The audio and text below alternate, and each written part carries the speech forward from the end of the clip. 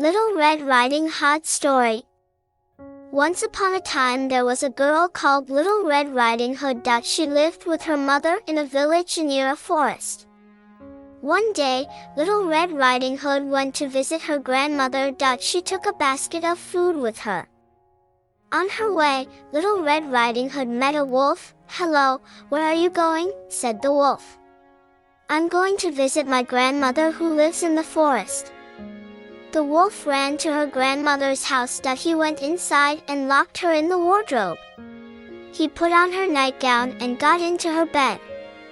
A little later, Little Red Riding Hood came to the house. She knocked on the door, then went inside.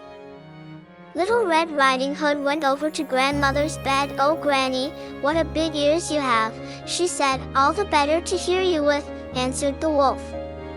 "Oh, Granny, what a big eyes you have," said Little Red Riding Hood. "All the better to see you with," replied the wolf. "Oh, Granny, what a big teeth you have," said Little Red Riding Hood. "All the better to eat you with," replied the wolf. "Help!" shouted Little Red Riding Hood as she realized that there was a wolf in her grandmother's bed. She ran out of the house. A woodcutter was nearby. He heard Little Red Riding Hood scream and ran to the house. The woodcutter hit the wolf over the head. The wolf ran away and Little Red Riding Hood never saw him again. After the wolf tricked Little Red Riding Hood and her grandmother, he thought his clever plan had worked. But just as he was about to relax, a brave woodsman passing by heard the commotion. He rushed inside and saved them both, chasing the wolf away for good.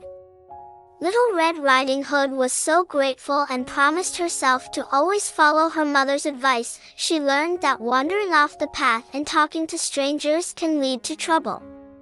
From that day on, she stayed on the safe trail and made sure to think carefully about her choices. As for Grandma, she made a big pot of soup and shared it with everyone to celebrate their safety. They laughed, hugged, and were more careful from then on, and so, Little Red Riding Hood, Grandma, and the woodsman lived happily, keeping their forest safe and peaceful. The wolf?